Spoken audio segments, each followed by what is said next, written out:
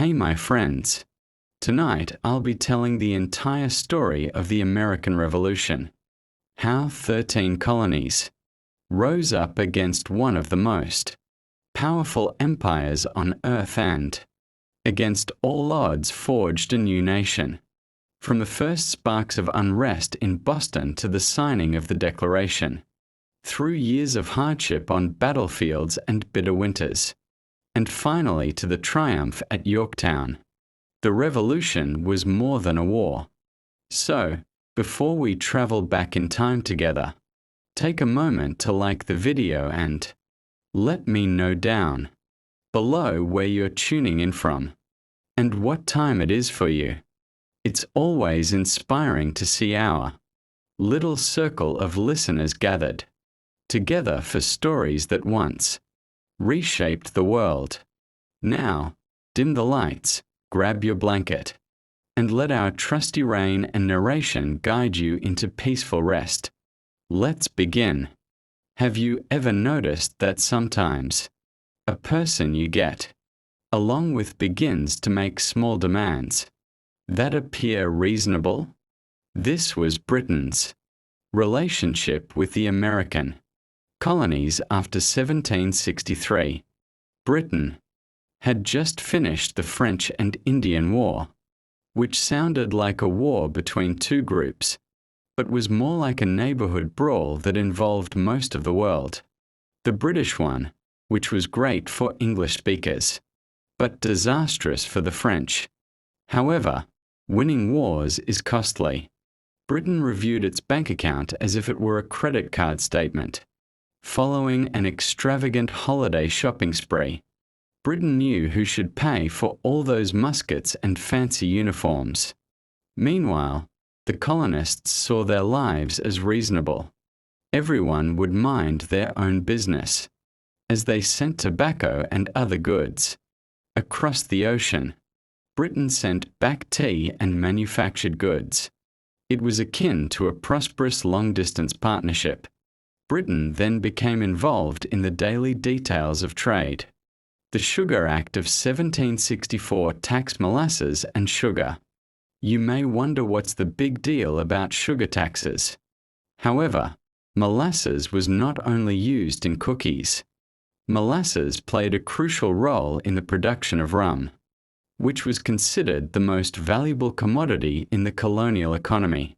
Taxing molasses was like taxing happiness. The colonists grumbled about the tax, but believed it would be temporary. The Stamp Act of 1765 required tax stamps on almost all colonial paper. Buy a newspaper, stamp duty. Need a will? Stamp duty. Are you enjoying a game of cards? It's stamp tax. Britain seemed to believe that the abundance of trees was excessive and required regulation. The colonists had a philosophical disagreement with the arrangement, which made things fascinating. They'd been managing themselves well, but now someone 3,000 mi away was telling them how to spend their money. It would be like your distant cousin rearranging your furniture because they helped you move. Britain's response to no taxation without representation was, "But we are representing you. We are British. You're British. It's all very British and representational." This logic didn't convince colonists. When two people argue about one thing but are upset about another, things escalate. The Townshend Acts of 1767 taxed tea, paint, paper, and glass. By now, Britain was taxing so much that colonists wondered if breathing was next. The colonial response of boycotting British goods worked better than expected. British merchants suddenly found their warehouses filled with unwanted items such as 40 pounds of potato salad left over from a party that had no guests. Tensions were so high in 1770 that a knife could cut them. British soldiers kept order in colonial cities. but armed soldiers made people nervous. Hiring a bouncer for your book club may be technically beneficial, but it can significantly alter the atmosphere. The Boston Massacre occurred in March 1770. But calling it a massacre is like calling a small accident a major transportation disaster. British soldiers shooting into a crowd killed 5 colonists, which was tragic and unnecessary, but not a systematic slaughter. However, it gave the colonists something to be upset about. And anger is a powerful organizing force. You're probably seeing how the story will end, but we are just beginning. After the Boston Massacre, Britain considered retreating. To maintain dignity in this relationship, they repealed most of the Town Acts, keeping only the tea tax. It was akin to expressing regret over a disagreement, yet asserting triumph over a minor issue. A couple of years were quiet. Britain resumed pretending the empire was running smoothly while the colonists returned to their daily lives. The situation resembled a state of artificial tranquility, as everyone chose to overlook the pressing issue of taxation, which was disguised by a powdered wig and held strong opinions.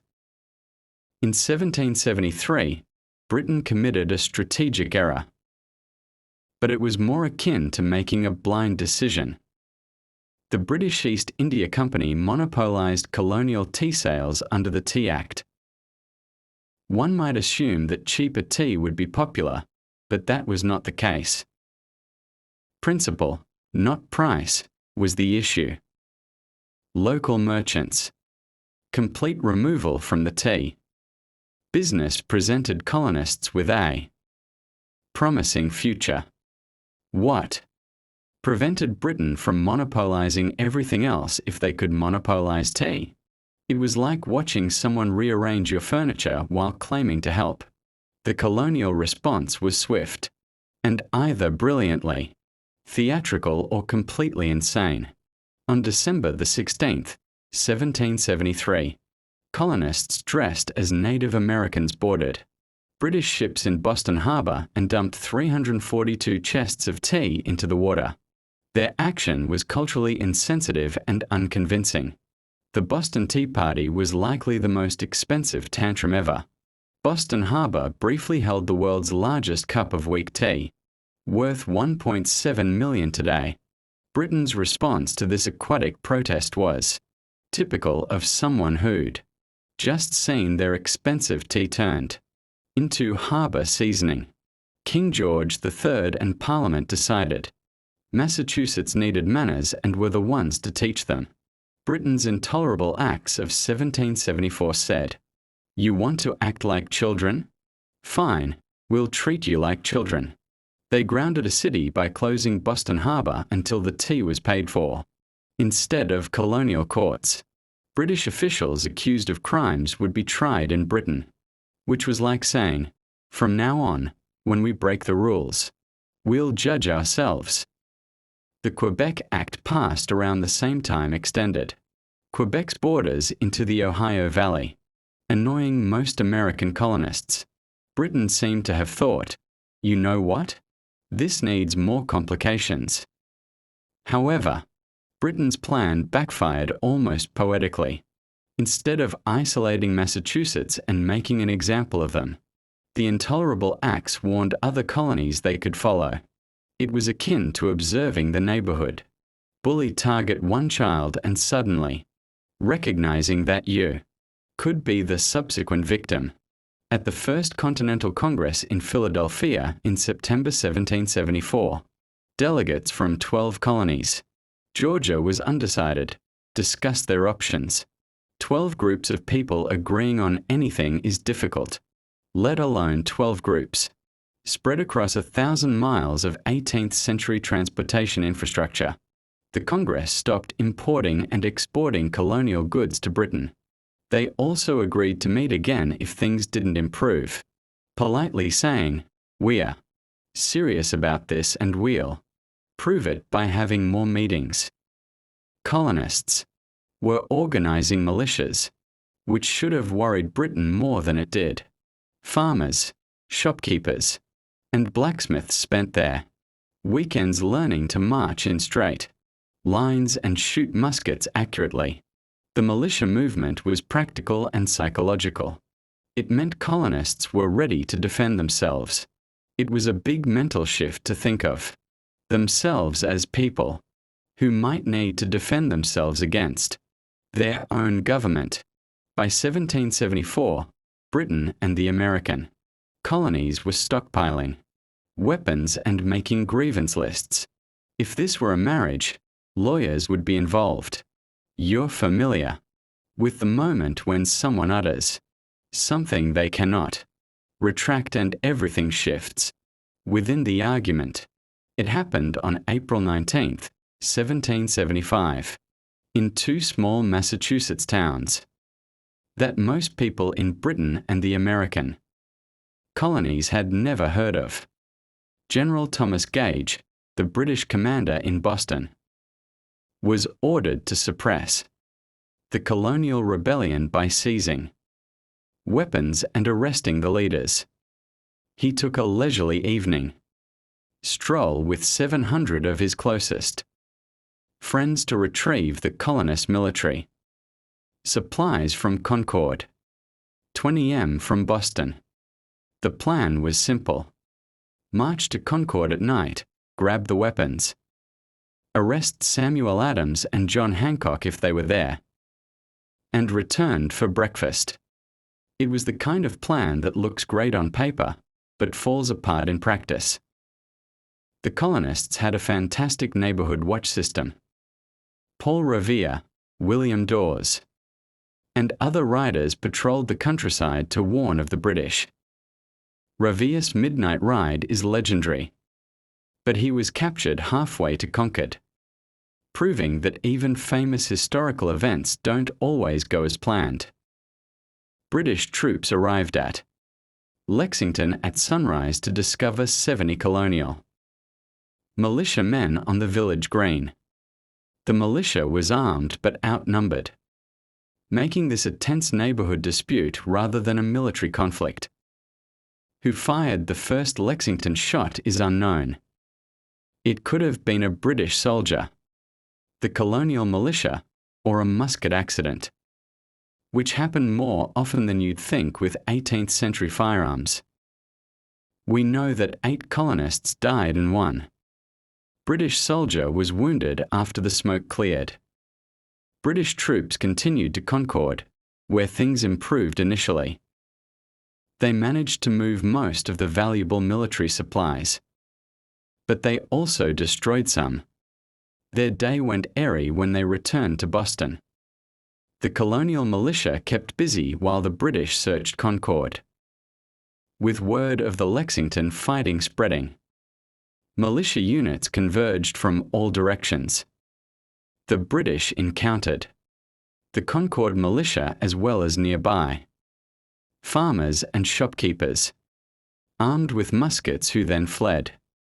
The retreat from Concord to Boston became a day-long battle.